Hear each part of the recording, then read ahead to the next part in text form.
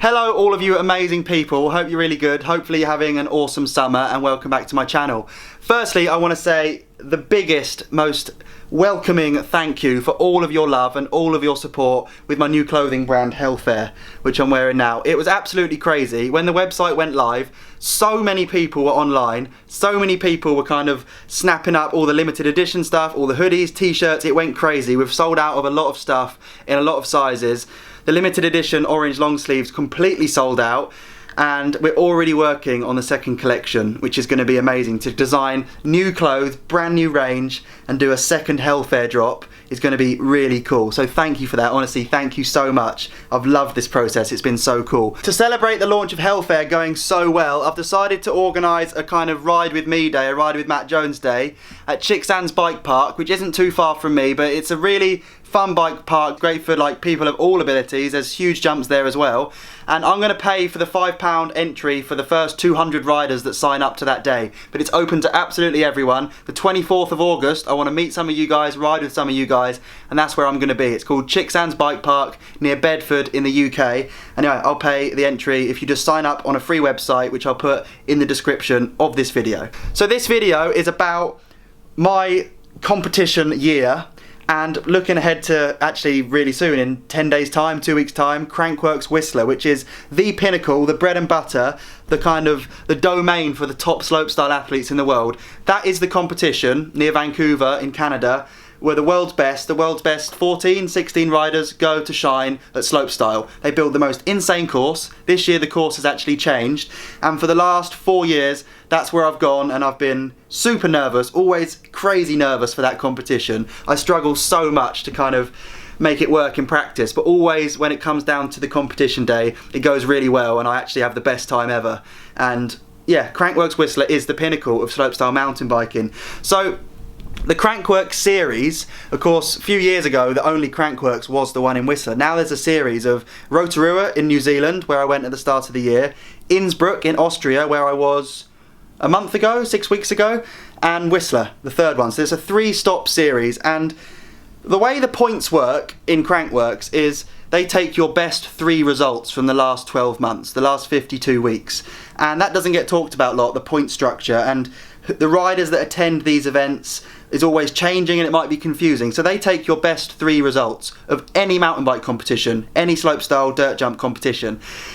Now there's bronze, silver, gold and diamond tiered events. They're in levels, and all the big points, all of the massive points come from diamond events. You want your best 3 results to be diamond results, and if they are, and you've had 3 top 8s, top 6, you will be in the next one. You will remain in the diamond series, which are the Crankworx events, and that's always worked really well for me. I'm not a sole slopestyle competition rider. I once was. My whole goal, my whole focus was comps, tricks, and it still is, but it's not that in its entirety. I have like other things that I love doing. YouTube is amazing. I love making videos. The comments, everything is incredible. And video projects. I'm super lucky to ride for Red Bull. I've got all my Red Bull helmets up here. This has been years and years of Red Bull sponsorship. And those guys are just the most incredible sponsor, because they allow me to unlock new things and new tricks and make videos doing world's firsts, and that's another thing I love doing. That's incredible. That's actually the best. Putting all of your kind of creativity into one video and showing the world, for me, is actually better than doing it at a slopestyle comp where you're sharing that course with 16 other riders, 14 other riders. I love building stuff and being creative with a shovel, with a digger, and on my bike. So videos are amazing. Right, let's get back to it. So Crankworx, they take your best 3 results, and you kind of need to land a good run and get some points on the board.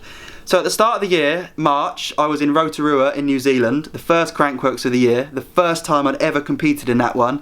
It was a bit of a cursed comp for me because I broke my wrist there.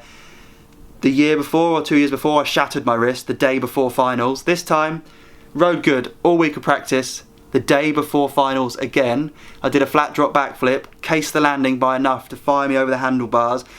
The worst knockout, the worst head injury, concussion of my whole life. I was, yeah, like ruined for a while. So that sucked, because I didn't even get to compete on the finals day, so 0 points there. Now that's a diamond scratched, one out of the way, and I thought, okay, well I've still got the results from the last year, because it's 52 weeks, right? They keep your results from the last year as long as it's 12 months ago.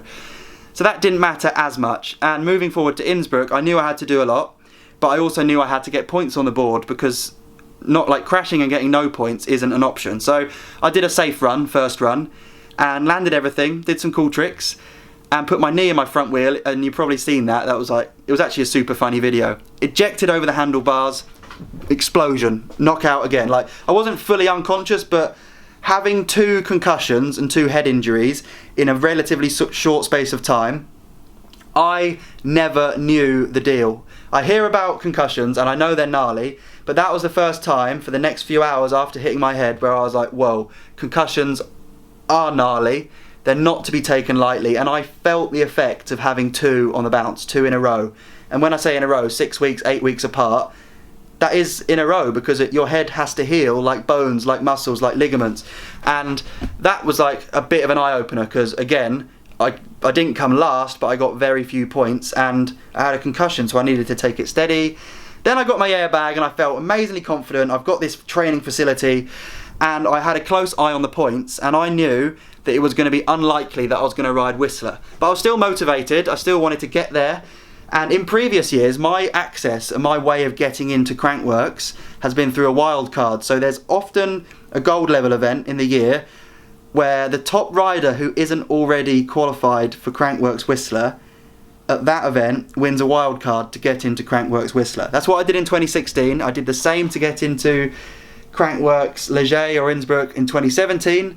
And that's always been my route in, a wild card. But this year, there is no wildcard event for Whistler. And what that means is the points I've gathered this year and the one I've kept from last year actually doesn't cut it. I have 2 diamond results and I need 3. So I don't have enough points to compete in slopestyle in Whistler. And that's a bitter pill to swallow, because that is where the best go to do their thing. And I'm not going to be there doing that. However, I am still going to Whistler. That's a positive. I've still got a flight in tomorrow morning. If you're watching this, I'm about to leave for Whistler. And I'm going there, and I'm going to make really cool videos, and I'm going to be involved from a slightly different side. I'm going to be doing commentary, I'm going to be doing course previews, I'm going to be doing bike park laps, and I'm going to be enjoying Whistler for what it has to offer, because Whistler is incredible. It's amazing for mountain biking. And you know what, it takes a lot for me to say this, but being on the sidelines watching all my buddies, all my friends competing at Whistler Crankworx is probably going to give me a massive feeding of hunger to get back there. And that's what I need. I've had bad luck this year. It's not as if I've been lazy, it's not as if I've been kind of like, haven't had my head completely on the ball, but I've had bad luck. And that doesn't matter that much, because in my eyes it's good luck that got me there in the first place and has got me here. So if good luck's brought me up, bad luck's going to bring me down. That happens, that's life, it goes full circle. But I want to go up again, I want to be back, so that's the goal. And that's the reason I won't be competing at Crankworx Whistler Slopestyle. But I'm still going to do other events, and I'm still going to make videos, and I'm still going to absolutely love Whistler. I can't wait. So thank you guys, honestly, like your support and your comments and just the fact you watch my videos is mind-blowing, and I really appreciate it. And that's kind of a summary of what this whole slopestyle thing is all about, and that's kind of the gist of it. I'm still very excited to see this comp. Please watch Crankworx Whistler Slopestyle. It's called Red Bull Joyride. It's the ultimate. The tricks are going to go down. The tricks that are going to go down are going to be nonsense. Like, I think this is going to be the most ludicrous comp of them all, and I can't wait to be there and watch it, and I hope you do too. So thank you for watching today's video.